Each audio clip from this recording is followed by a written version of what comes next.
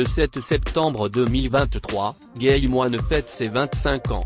La chaîne d'abord dédiée aux jeux vidéo, avant de s'ouvrir à la culture geek, a révolutionné en son temps le petit écran français.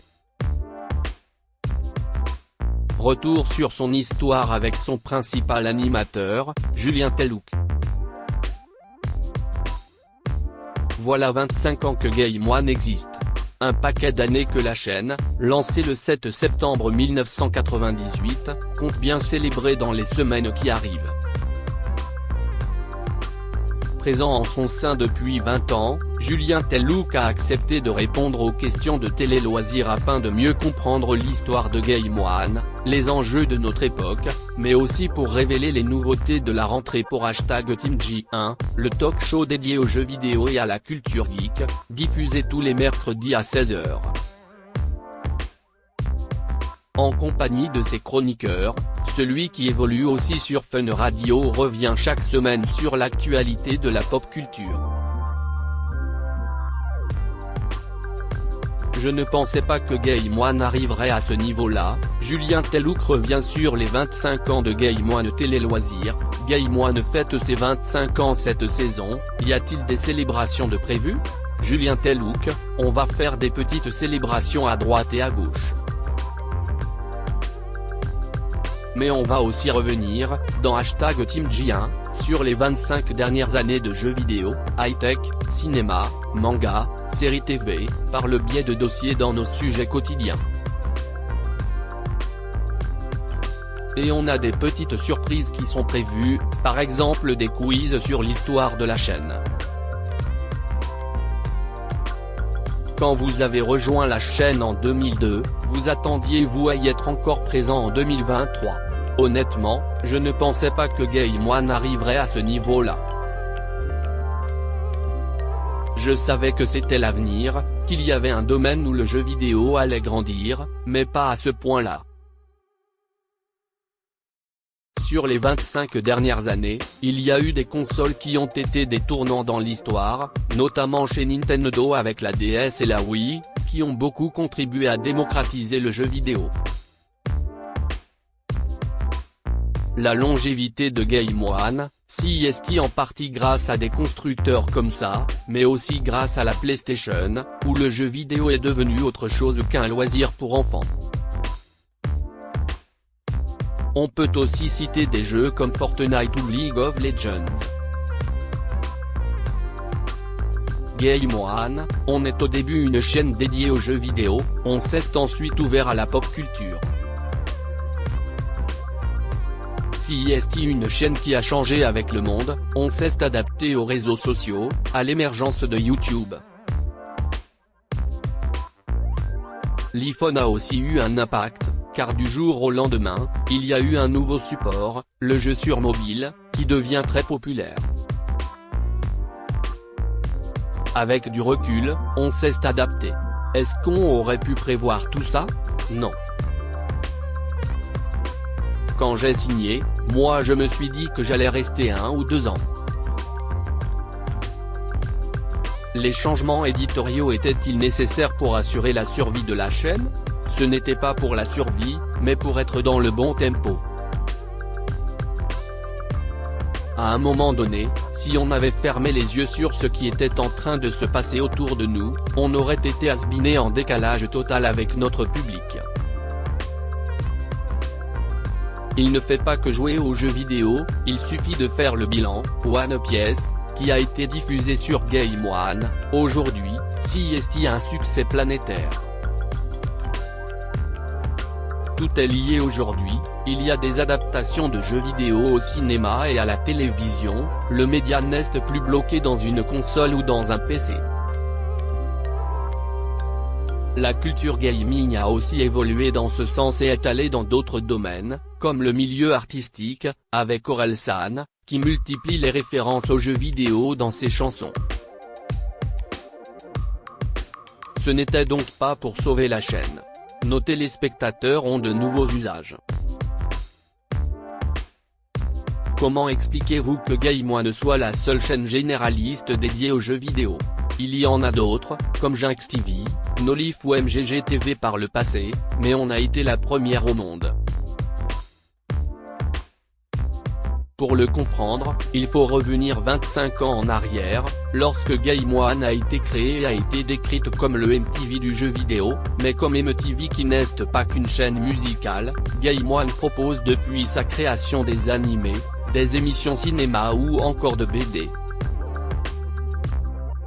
On a toujours été dans une ouverture assez importante, mais si on compare aux médias traditionnels, il y a eu des essais, comme le journal des jeux vidéo sur Canal+, présenté par Fred Moulin, mais les chaînes voyaient le média comme segmentant. Je pense que si est générationnel, aujourd'hui, plus de 50% de la population française joue aux jeux vidéo, et dans quelques années, on va se retrouver avec plus de 70% de joueurs, et qu'on va arriver à ce que TF1, France 2, M6, vont devoir parler à ce public-là. L'âge moyen du joueur est de 39 ans, celui des chaînes traditionnelles est beaucoup plus élevé. On peut dire que Game One a une histoire pleine de rebondissements, pression de son actionnaire, infogramme, jusqu'en 2003, puis difficultés financières, et enfin intégration au groupe Paramount. Est-ce que l'herbe est désormais plus verte aujourd'hui? Je n'ai pas subi de pression particulière à l'époque. Quand on était détenu par Infogrames, ça se passait plutôt bien, on avait de très bonnes audiences à l'époque, et du jour au lendemain, on nous a dit qu'on allait peut-être se faire racheter, et si est là que MTV est arrivé, via le groupe Viacom, devenu Paramount, note de la rédaction. On s'est alors davantage professionnalisé. Mais ça n'a pas empêché pour Game One de conserver une âme, et tous mes collègues sont imprégnés de ça. On a envie de se battre pour cette chaîne, même en étant intégré au groupe Paramount. On est un peu un village de Gaulois, comme une start-up, et Game One a toujours fonctionné comme ça. On a tous plusieurs casquettes, moi-même je suis à l'édito, à la production, à l'antenne. C'était un besoin important pour qu'on arrive à la hauteur de nos ambitions. Quant à la pression de l'actionnaire, je ne l'ai pas vécue au sein du groupe, qu'il s'agisse d'Infogrames ou de MTV Paramount. Twitch et YouTube sont complémentaires à Game One. Julien Tellouk parle de l'arrivée des plateformes de streaming à l'heure où l'information se consomme en ligne, ou que des parties sont désormais diffusées sur YouTube et Twitch. Est-ce difficile pour Game One de continuer à exister? Twitch et YouTube sont complémentaires à Game One, il n'y a pas de concurrence. Quand j'ai commencé sur la chaîne, nos invités étaient uniquement des grands créateurs de jeux vidéo. Aujourd'hui, nous avons un large éventail d'invités, avec toujours des créateurs, mais aussi des streamers et vidéastes qui viennent dans nos émissions. Ce que l'on apporte, c'est un regard journalistique et une expertise, avec des reportages, des sujets, un recul. On n'est pas vraiment la télé, on n'est pas vraiment Internet, on est le lien entre les deux, c'est pour ça qu'il y a des influenceurs qui sont contents de venir, car la plupart du temps ils vont refuser les interviews dans les vraies télés. Il y a un fossé entre les streamers et youtubeurs, surtout depuis l'interview de Squeezie par Thierry Ardisson. Quelles sont les nouveautés de #TeamJ1 cette saison? Sur #TeamJ1 cette saison, on va essayer de remercier nos téléspectateurs, qui ont été nombreux, au maximum en multipliant le budget cadeau. Après la période du Covid où notre public nous a beaucoup regardé, mais où nous n'avions pas beaucoup de levier pour les récompenser pour leur fidélité, on va faire bien mieux cette saison avec des bornes d'arcade aux couleurs de la chaîne et signées par l'équipe.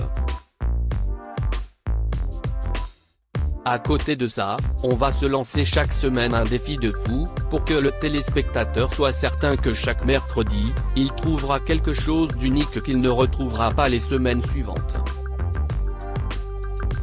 On ne le verra pas deux fois, ça va être déjanté. On veut que les gens se demandent sur quoi ils vont tomber. On va aussi proposer des awards pour que nos téléspectateurs puissent voter pour les meilleurs jeux de l'année, mais aussi une déclinaison, en mai, cette fois-ci centrée sur les séries et le cinéma, les hashtags Team J1 Movies et Streaming Awards. Vous évoluez aussi sur Fun Radio dans le studio Fun Radio, comment va se passer la saison ? Fun Radio, CIST peut être l'une des seules radios à s'intéresser aux jeux vidéo. Elle a été partenaire historique de la Paris Games Week pendant plusieurs années, Énergie a pris sa place il y a 5 ans, mais Game One est toujours présent, note de la rédaction. Ils mettent un point d'honneur à s'adresser aux joueurs, qui font partie des auditeurs. De 16h à 19h, tous les jours, il y a mes collègues JB et Justine, qui prennent l'antenne, et moi j'arrive à 18h. Pendant 1 heure, en plus de la playlist, on passe en revue l'actu tech, jeux vidéo et pop culture avec comme philosophie de rester connecté à notre public, comme sur Game One.